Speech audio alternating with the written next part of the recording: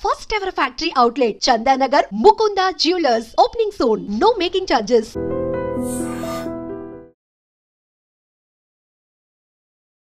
ఐడ్రీమ్ ప్రేక్షకులకు నమస్కారం.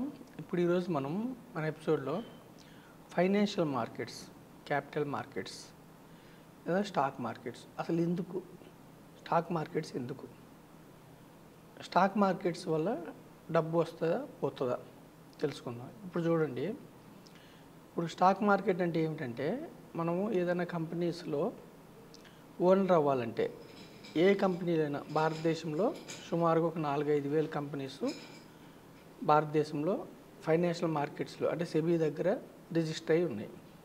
మీరు కంపెనీస్లో ఓనర్ అవ్వాలంటే స్టాక్ మార్కెట్ ద్వారా షేర్ కొనుక్కుంటే మీరు ఓనర్ అవుతారు. ఇది అందరికీ తెలిసిన విషయం. అసలు స్టాక్ మార్కెట్స్ ఎందుకు? ఇప్పుడు చూడండి, మన పార్లమెంట్ కానీ మన అసెంబ్లీ కానీ ఒక 1 మంత్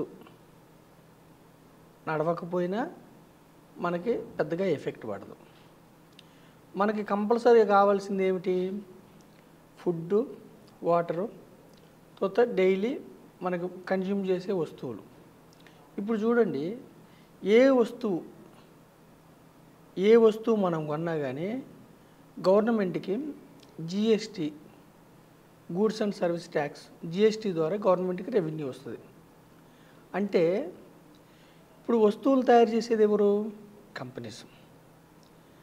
కంపెనీస్ వస్తువులు తయారు చేయటం వల్ల పేస్ట్ కావచ్చు, బ్రష్ కావచ్చు, గ్యాస్ కావచ్చు, పెట్రోల్ కావచ్చు, మనం ఇంట్లో వాడే ప్రతి వస్తువు, మనం కన్జ్యూమ్ చేసే ప్రతి వస్తువు, ట్రాన్స్పోర్ట్ ఏదైనా సరే మనకి కంపెనీస్ నుంచి ఉత్పత్తి అవుతాయి, తర్వాత సర్వీసెస్ వస్తాయి కంపెనీస్ నుంచి.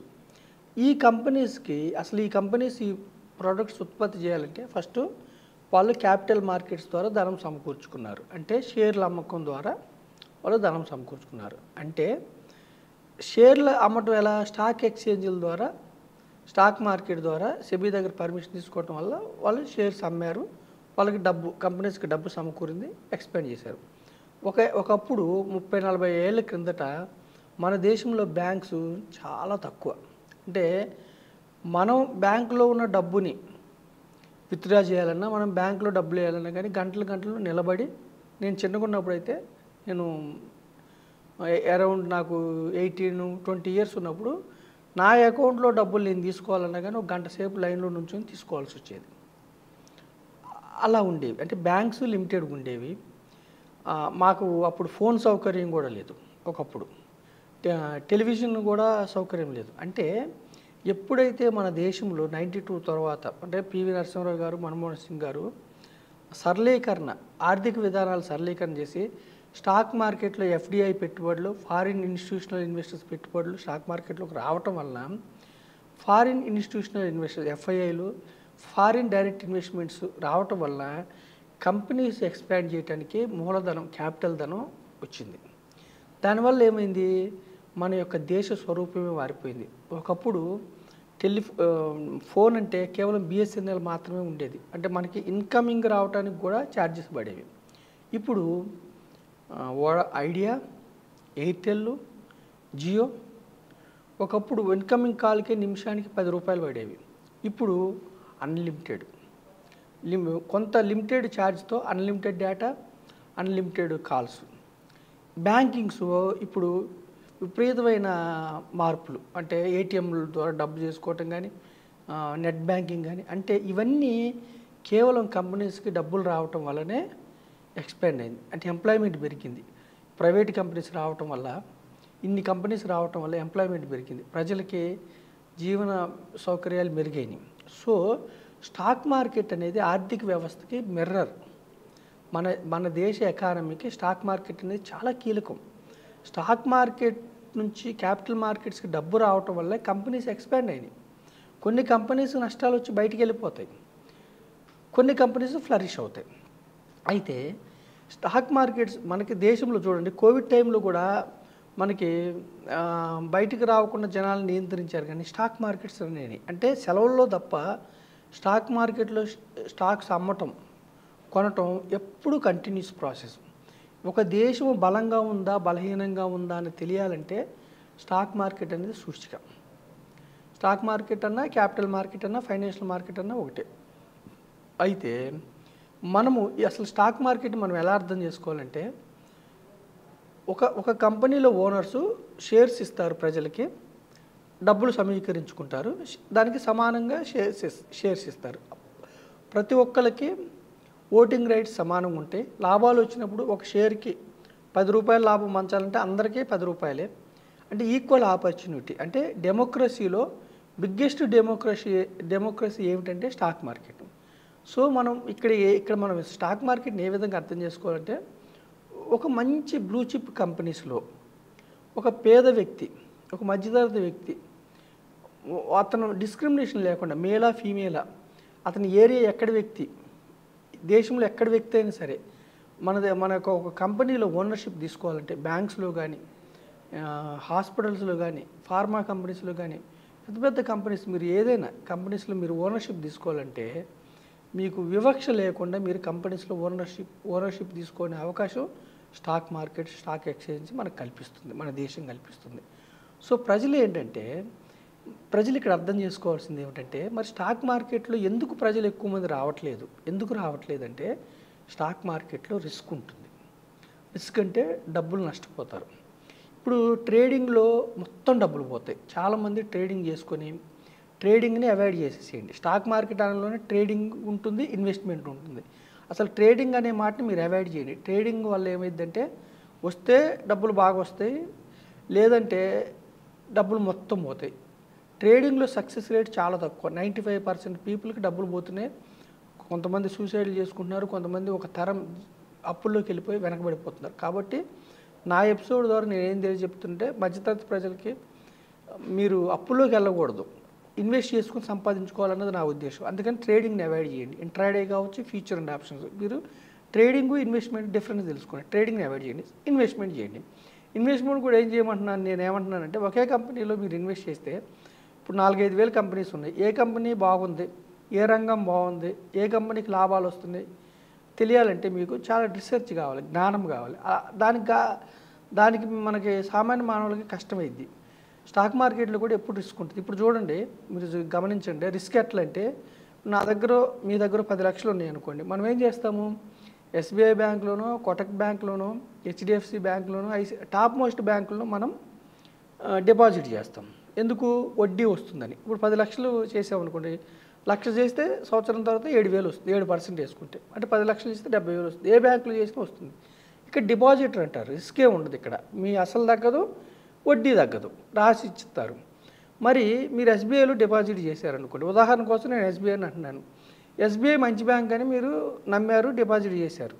అలాంటప్పుడు మరి ఎస్బీఐ బ్యాంకులో షేర్ కొనుక్కోవచ్చు కదా, లేదా కోటక్ బ్యాంకులో షేర్ కొనుక్కోవచ్చు కదా, యాక్సిస్లో కొనుక్కోవచ్చు కదా, ఐసిఐసిఐ కొనుక్కోవచ్చు కదా. మరి అవి మంచి బ్యాంకులు, డిపాజిట్ చేస్తే వడ్డీ ఇస్తారని మీరు నమ్మినప్పుడు అదే బ్యాంకులో మీరు షేర్లు కొనుక్కోవచ్చు కదా.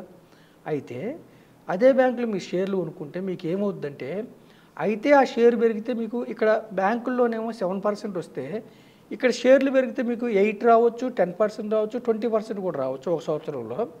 ఒకవేళ ఆ షేర్ తగ్గితే -10 రావచ్చు, -20 రావచ్చు, -30 రావచ్చు. ఇది రిస్క్, మీరు అర్థం చేసుకోండి.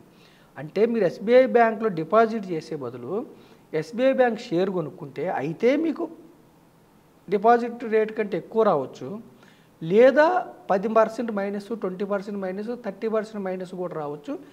ఆ రిస్క్ ఉంటుంది. అందుకని ప్రజలు ఏం చేస్తున్నారు, 140 కోట్ల మంది ప్రజల్లో ఒక 10 కోట్ల మంది, 15 కోట్ల మంది మాత్రమే ఈక్విటీస్ అంటే షేర్లు, ఈక్విటీ మ్యూచువల్ ఫండ్లు పెడుతున్నారు. ఎందుకు పెడుతున్నారంటే వాళ్ళకి తెలియదుకే కాదు, షేర్స్లో, ఈక్విటీస్లో రిస్క్ ఉంటుంది. అంటే తగ్గొచ్చు, అసలు తగ్గొచ్చు. అసలు తగ్గినప్పుడు ఏంటి, వీళ్ళకి సడన్గా అవసరం 10 లక్షలు పెట్టారు, ఒక 20% మైనస్ అయింది అనుకోండి, ఓకేనండి, అంటే 2 lakhs మైనస్ అయింది, 8 లక్షలే అసలు అయింది. అప్పుడు వీళ్ళకి సడన్గా డబ్బు అవసరం అయింది. అప్పుడు ఏం చేస్తారు, వీళ్ళు నష్టాలు అమ్ముకోవాలి. అందుకనే రిస్క్ అంటే ఈ విధంగా రిస్క్ ఉంటుంది షేర్లలో. సో కొన్ని ఏమవుతాయి, కొన్ని కంపెనీస్ దివాలా కూడా వస్తాయి. ఇప్పుడు మన బ్యాంకింగ్ వ్యవస్థ స్ట్రాంగ్ ఉంది, ఒకప్పుడు కొన్ని బ్యాంక్స్ కూడా దివాలా తీసినాయి. అందుకనే కొన్ని కంపెనీస్ దివాలా తీస్తాయి. దివాలా తీసినప్పుడు షేర్ వాల్యూ 0 అయిపోద్ది. అందుకనే ప్రజలు ఏం రిస్క్ అర్థం చేసుకోవాలి. అందుకని షేర్లలో మనం ఏం చెప్తున్నాం అంటే, సామాన్యమైన ప్రజలకి డైరెక్ట్గా ఒకటో రెండో షేర్లు కొనుక్కుంటే ఆ షేర్లు దివాళా తీస్తే మీ డబ్బు కూడా జీరో అయ్యే అవకాశం ఉంది. కాబట్టి మనం ఏం చేస్తున్నట్టు ఒక కంపెనీ షేరు 2 కంపెనీల షేర్ కాకుండా గ్రూప్ ఆఫ్ కంపెనీస్ మన నాలెడ్జ్ లేదు కాబట్టి మనం కొనకుండా మన తరఫున మ్యూచువల్ ఫండ్ సంస్థలు కొంటే దాన్ని ఏమంటారంటే డైవర్సిఫైడ్ ఈక్విటీ మ్యూచువల్ ఫండ్స్ అంటారు. అప్పుడు టాప్ మోస్ట్ బ్యాంకింగ్స్లో పెడతారు, టాప్ మోస్ట్ ఫార్మా కంపెనీస్లో, టాప్ మోస్ట్ సెక్టార్స్లో వీళ్ళు ఇన్వెస్ట్ చేస్తారు. మనకు ఒక ఫండ్ మేనేజర్ ఉంటాడు, ఒక రీసెర్చ్ టీం ఉంటుంది. మరి ఈక్విటీ మ్యూచువల్ ఫండ్ సంస్థలు ఏమన్నా చారిటీ చేస్తారంటే వాళ్ళు ఏం చారిటీ చేయరు. వాళ్ళ ఎక్స్పెన్స్ రేషియోని ఖర్చులు తీసుకుంటారు ఫండ్ మేనేజ్ చేసినందుకు. డిస్ట్రిబ్యూటర్స్ మేమేమైనా చారిటీ చేస్తున్నామంటే మాకు మిమ్మల్ని జాయిన్ చేసేందుకు మాకు స్మాల్ కమిషన్ ఉంటుంది. ఎవరు చారిటీ చేయట్లేదు, విన్ విన్ కాంబినేషన్. అయితే డైవర్సిఫైడ్ ఈక్విటీ మ్యూచువల్ ఫండ్లు ఏంటంటే మీ ప్రజలకు, సామాన్యమైన ప్రజల లాభం ఏంటంటే మీరు ఇంట్లో కూర్చున్నా కానీ మీరు ఒక 50 కంపెనీలో ఓనర్స్ అవుతారు. ఓనర్స్ అవడం వల్ల మీకు లాభం ఏంటంటే మీకోసం 50 కంపెనీల వ్యక్తులు మీకోసం పనిచేస్తారు, 50 కంపెనీల్లో డైరెక్టర్లు మీకోసం పనిచేస్తారు, 50 కంపెనీల్లో ప్రమోటరు అంటే ఎక్కువ షేర్ ఉన్న వ్యక్తి మీకోసం పనిచేస్తాడు, ఎంప్లాయీస్ పనిచేస్తారు. అంటే కంపెనీస్కి లాభాలు వస్తే మీకు లాభాలు వస్తాయి. అంటే ఎప్పుడు కూడా ఎర్నింగ్ ఎట్లుండాలంటే ప్యాసివ్ ఇన్కమ్, ఎప్పుడు కూడా సింగిల్ ఇన్కమ్ మీద డిపెండ్ అవ్వకూడదు. మీకు ఉద్యోగం ద్వారా జీతం వస్తుంది, ఆ యొక్క డబ్బు మీకోసం పనిచేయాలంటే మీరు కంపెనీస్లో ఓనర్స్ అవ్వాలి, మీకోసం వేరే వాళ్ళు పనిచేయాలి. మీరు ఇంట్లో ఇన్వెస్ట్మెంట్ ఎట్లా ఉండాలంటే మనం గొడ్డు చాకరీ చేయకూడదు. మనం హాయిగా ఇంట్లో కూర్చున్నా సరే మన కోసం వేరే వాళ్ళు పనిచేయాలి, అది ఇన్వెస్ట్మెంట్. స్పెక్యులేషన్ ట్రేడింగ్లో బుర్ర బద్దలైపోద్ది, డబ్బులు పోతాయి, ఇవద్దు. ఇన్వెస్ట్మెంట్ చేయండి. ఇన్వెస్ట్మెంట్ కూడా ఎక్కడ చేయమంటాం, మీరే రీసెర్చ్ చేస్తే మీకు మళ్ళీ బ్రెయిన్కి స్ట్రెస్ ఎక్కువ రావచ్చు. ఓన్గా సొంతగా స్టాక్స్ కొనుక్కుంటే జీరో కావచ్చు, లేదంటే అసలు ఉన్నట్టు 10 ఏళ్ళ వరకు రిటర్న్ కూడా రాకుండా మీరు పెట్టినట్టు కూడా ఉండొచ్చు. సో మెనీ ప్రాబబిలిటీస్ ఉంటాయి ఇక్కడ. అందుకే మనం ఏం చెప్తున్నామంటే డైవర్సిఫైడ్ ఈక్విటీ మ్యూచువల్ ఫండ్స్ తీసుకుంటే మీకు విపరీతంగా డైరెక్ట్ స్టాక్స్ కొన్నంత విపరీతంగా డబ్బు రాదు, కానీ జీరో కాదు. అయితే ఎంత వస్తుందని ప్రెడిక్ట్ చేస్తున్నామంటే ఒక 8%, ఒక 10%, ఒక 12% వస్తుందని మనం ఎక్స్పెక్ట్ చేస్తున్నాం. మరి ఇక్కడ కూడా ఇది గ్యారంటీ ఉందంటే గ్యారంటీ ఉండదు. ఎప్పుడు కూడా ఈక్విటీస్ అంటే ఓనర్షిప్లో గ్యారంటీ ఉండదు. అయితే మరి ఏమైనా హేతుబద్ధత ఉందా అంటే గత 45 ఏళ్ల నుంచి 46 ఏళ్ల నుంచి సెన్సెక్స్లో 12 నుంచి 14%, నిఫ్టీలో 12 నుంచి 14% ఎన్ని ఒడిదుడుకులు ఉన్నా కానీ వస్తున్నాయి. మరి నెగిటివ్ రిటర్న్స్ రావంటే ఒక 2 ఏళ్ళు 3 ఏళ్ళు 4 ఏళ్ళ వరకు కూడా నెగిటివ్ రిటర్న్స్ వచ్చే అవకాశం ఉంది. కానీ దీర్ఘకాలం ఉంటాయి, అంటే దీర్ఘకాలం అంటే more than 5 years, more than 10 years ఉంటే 1 ఇయర్లోనే నెగిటివ్ రిటర్న్స్ కవర్ అయ్యి మళ్ళీ పాజిటివ్ రిటర్న్ వచ్చి ఆన్ అండ్ యావరేజ్గా 12% వస్తున్నాయి ఈక్విటీస్లో. అంటే ఎప్పుడు కూడా షార్టర్ పీరియడ్లో మీకు డబ్బు నీడుంటే మీరు ఈక్విటీస్కి రావద్దు. షార్టర్ పీరియడ్లో ఒక 6 నెలల్లో మీ కూతురికి మ్యారేజ్ ఉంది, 6 నెలల్లోనే మీ పిల్లల్ని యూఎస్ పంపాలి, డబ్బు అవసరం ఉంది, ఇంకేదో ఉందనుకోండి, అప్పుడు మీరు ఈక్విటీస్కి రావద్దు. 6 నెలలు 1 ఇయర్ 2 ఇయర్స్ వరకు రావద్దు. అప్పుడు మీరు ఎఫ్డీలోనే పెట్టుకోండి, బ్యాంకుల్లోనే. దీర్ఘకాలం ఒక 10 ఏళ్ళు, ఒక 15 ఏళ్ళు, ఒక 20 ఏళ్ళు పవర్ ఆఫ్ కాంపౌండింగ్ వల్ల ఏమవుద్దంటే 12% వస్తే కూడా 12% అంటే బ్యాంక్ అంటే ఒక 5% ఎక్స్ట్రా అయినా కానీ 5% మీకు మిరాకిల్స్ జరుగుతాయి. పవర్ ఆఫ్ కాంపౌండింగ్ అంటే 12% వచ్చినా కానీ మీకు ప్రతి 6 సంవత్సరాలకి డబ్బు డబుల్ అవుతుంది అనమాట, మనం పెట్టిన లంసం అయితే. సిప్ అయితేనే సిప్ క్యాలిక్యులేట్ ఉంటుంది. సో మనం ఏమంటున్నామంటే రిస్క్ని అర్థం చేసుకోండి. స్టాక్ మార్కెట్స్ లేకపోతే మన దేశ ఎకానమీ ఉండదు. ఏ దేశ ఎకానమీ కూడా స్టాక్ మార్కెట్ లేకపోతే ఆ కంపెనీస్కి క్యాపిటల్ మార్కెట్స్ లేకపోతే డబ్బులు రావు. సో కంపెనీస్ వస్తువులు ప్రొడక్ట్ చేయాలన్నా కానీ, మనం సామాన్యమైన ప్రజలు, దేశంలో ఉన్న ప్రజలు కన్జ్యూమ్ చేయాలనే కానీ కంపెనీస్ కంపల్సరీ ఉండాలి. అంటే కంపెనీస్కి డబ్బులు ఎట్లా వస్తాయి, క్యాపిటల్ మార్కెట్స్ ద్వారానే వస్తాయి. సో మనం కన్జ్యూమ్ చేయటం వల్ల జిఎస్టీ వల్ల ఈ నెల మనకి 196 1.96 లక్ష కోట్లు గవర్నమెంట్కి రెవెన్యూ వచ్చింది జిఎస్టీ ద్వారా. ఎప్పుడైతే ప్రజలు కన్జ్యూమ్ చేస్తున్నారో గవర్నమెంట్ రెవెన్యూ వస్తుంది, గవర్నమెంట్ మళ్ళీ ఖర్చు పెడుతుంది. అంటే ఎకానమీ ముందుకెళ్ళాలంటే క్యాపిటల్ మార్కెట్స్ ఉండాలి. క్యాపిటల్ మార్కెట్స్ గ్యాంబ్లింగ్ కాదు, అది జూదం కాదని అర్థం చేసుకొని క్యాపిటల్ మార్కెట్స్ అంటే కంపెనీలో ఓనర్షిప్ అని మీరు ఇన్వెస్ట్మెంట్ చేసుకుంటే, అది కూడా డైవర్సిఫైడ్ ఈక్విటీ మ్యూచువల్ ఫండ్స్లో మీరు ఇన్వెస్ట్మెంట్ చేసుకుంటే over a period of time 10 years 15 years 20 ఇయర్స్లో మీరు ధనవంతులు అవడానికి మంచి అవకాశం ఉంది. అందుకని మనం ఈక్విటీ డైవర్సిఫైడ్ మ్యూచువల్ ఫండ్స్ నేను మీకు ఒక ఇన్వెస్ట్మెంట్ ఆప్షన్గా పరిచయం చేస్తున్నాను. గ్యాంబ్లింగ్, స్పెక్యులేషన్, ఇంట్రాడే ట్రేడింగ్ని మీరు అవాయిడ్ చేయమని చెప్తున్నాను.